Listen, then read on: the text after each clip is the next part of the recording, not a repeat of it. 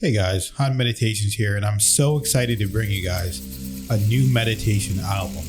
Entranced to Serenity, streaming now on all platforms. See you there.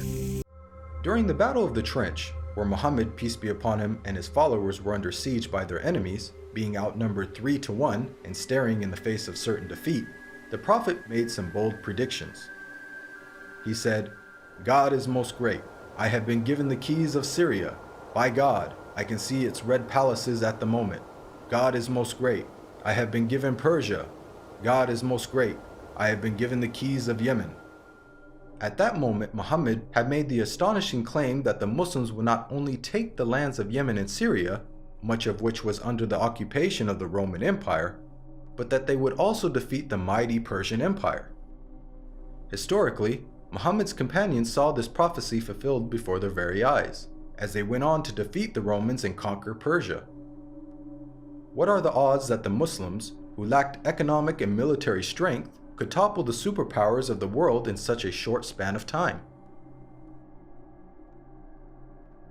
The astonishing way that the Muslims defeated the superpowers captured the world by surprise. As historian Barnaby Rogerson explains, you have to remember that the two great superpowers were the Byzantine Empire, i.e. the Eastern Roman Empire, and Sassanid Persia. They were the dominant superpowers. If you're putting it in a modern parlance, it's a bit like the Eskimos taking on the United States of America and Russia. No rational person would have ever conceived of such a possibility. This sentiment is echoed by historians who cannot explain how Islam became such a dominant force so quickly. Professor of Byzantine Studies, Andrew Louth, wrote, "The speed with which the eastern provinces of the Byzantine Empire succumbed to the Arabs remains to be explained by historians." Prevalence of writing. Many of us take for granted the ability to read and write, and the abundance of books that are available in the modern age. However, for the people of the past, illiteracy was the norm, and books were very scarce. Muhammad, peace be upon him, was born into a society in which very few people could read or write. It is estimated that the number of people who were literate in his locality of Western Saudi Arabia did not exceed 17. Muhammad himself could not read or write.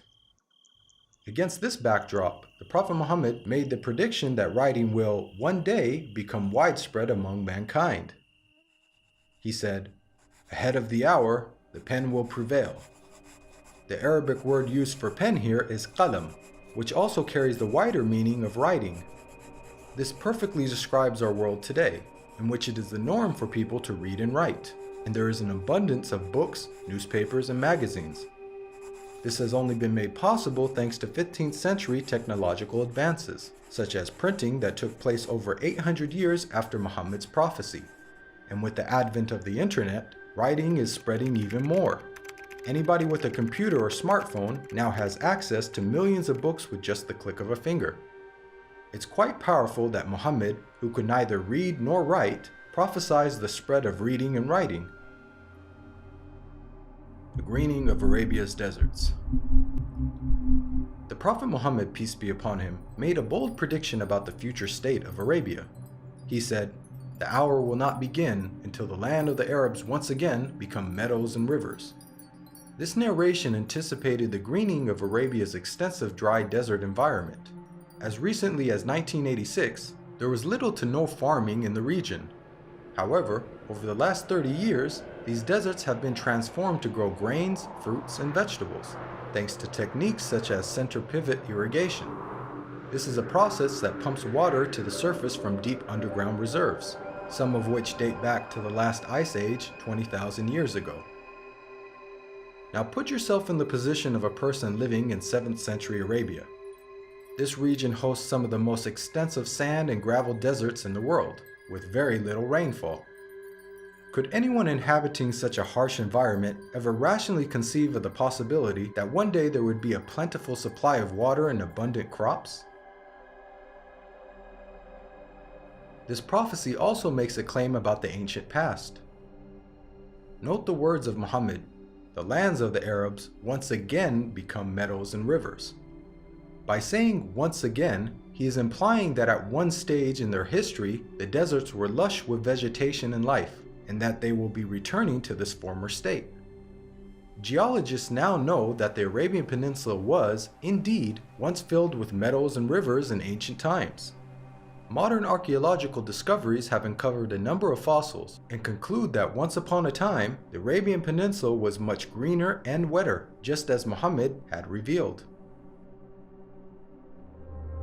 The rapid spread of Islam and the decline of the Muslims. Muhammad, peace be upon him, predicted that the Islamic civilization would reach both east and west. He said, "God folded the earth for me, and I saw its east and west, and the dominion of my nation will reach as far as the earth was folded for me." History bears witness to the fact that Islam spread rapidly, both east and west, just as Muhammad boldly had foretold. At the time, this was a geographic expansion the likes of which the world had never witnessed.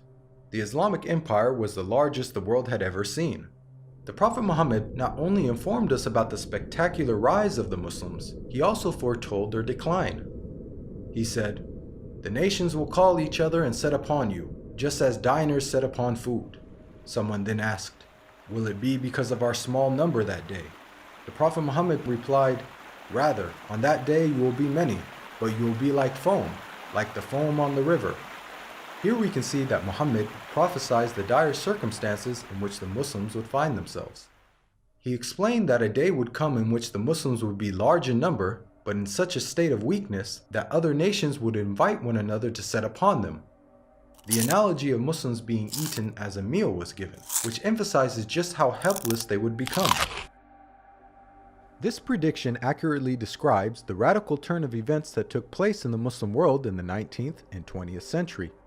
Prior to this, the Muslim lands had grown to become some of the most powerful in the world.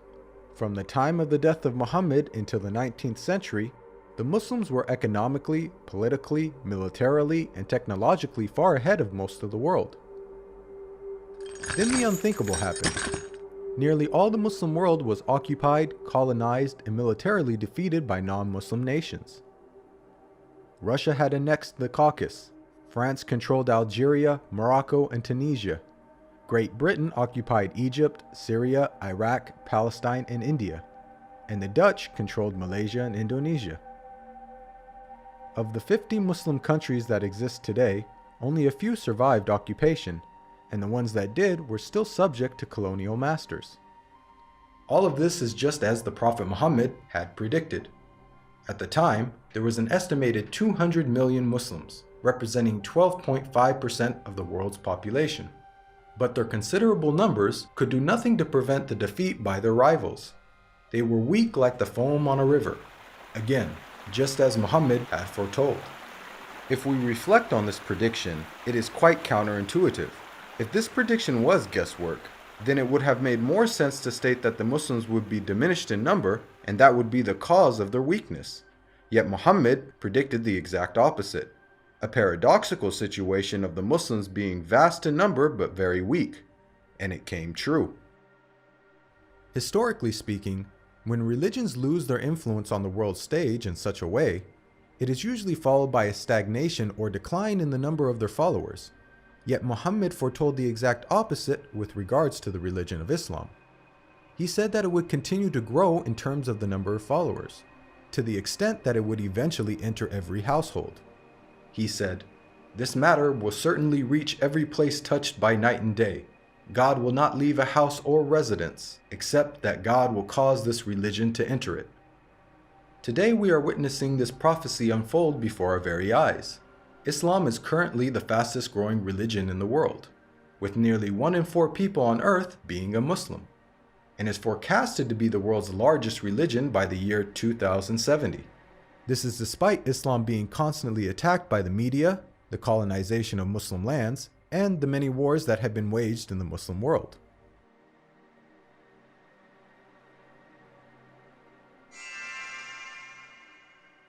Even the name Muhammad has prophetic implications. It's an Arabic word that means the praised one. The Quran states how Muhammad's remembrance will be raised. "We elevated your mention for you." Since this verse was revealed over 1400 years ago, the Prophet Muhammad, peace be upon him, has been the most praised person in history. Today, not a second goes by without a minaret somewhere in the world publicly proclaiming the time for prayer and saying, أشهد أن محمدًا رسول الله.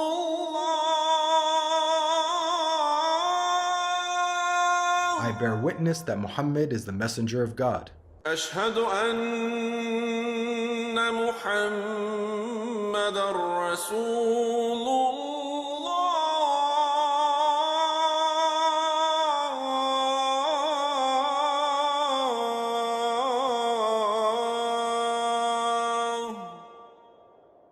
Moreover, the name Muhammad is consistently the most popular name given to newborns across the globe. This is despite the fact that Muhammad never encouraged Muslims to adopt his name. In fact, he said that the best names are Abdullah and Abdurrahman.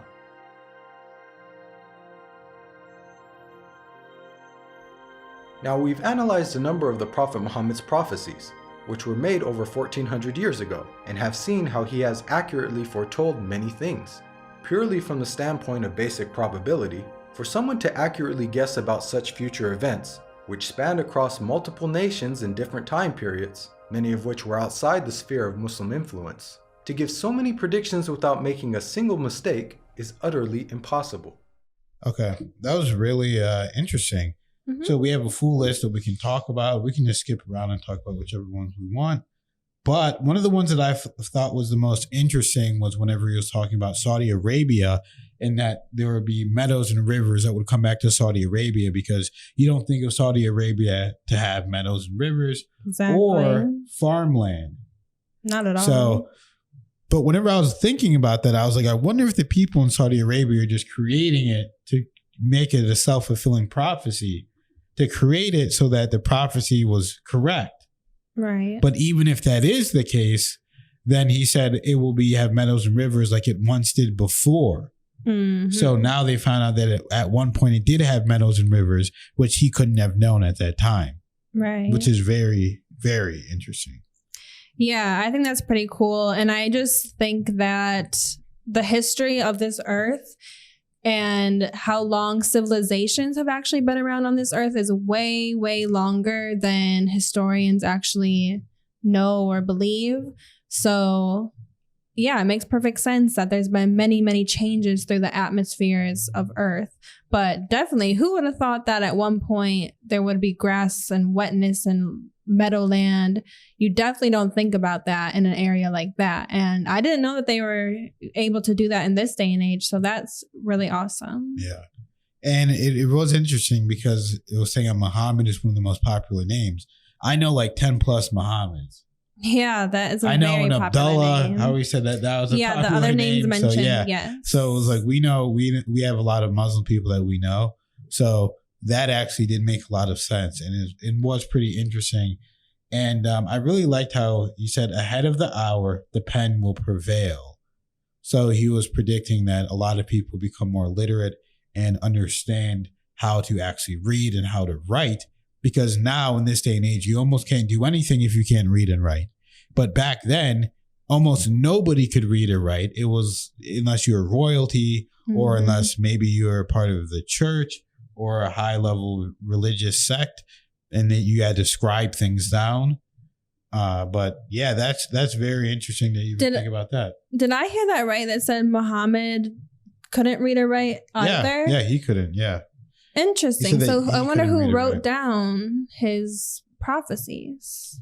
Yeah, I wonder if it was just word of mouth, or I actually want to watch a video on the origins of Muhammad and how he actually and the Quran basically learned, and because that's interesting. I didn't know that. Yeah, because we've done a lot of videos on Jesus and what he's done and how he learned, but we haven't really learned about Muhammad too much and how he learned. And I mean, it's very interesting and intriguing because this is like, it's powerful information. And whenever you go and you start thinking about people are praising Muhammad at all times of the day, people are praising Jesus at all times of the day. it really is cool to think about that there's a lot of people that are in that religious circle that are having a high vibratory energy and worshiping and praising something bigger than themselves.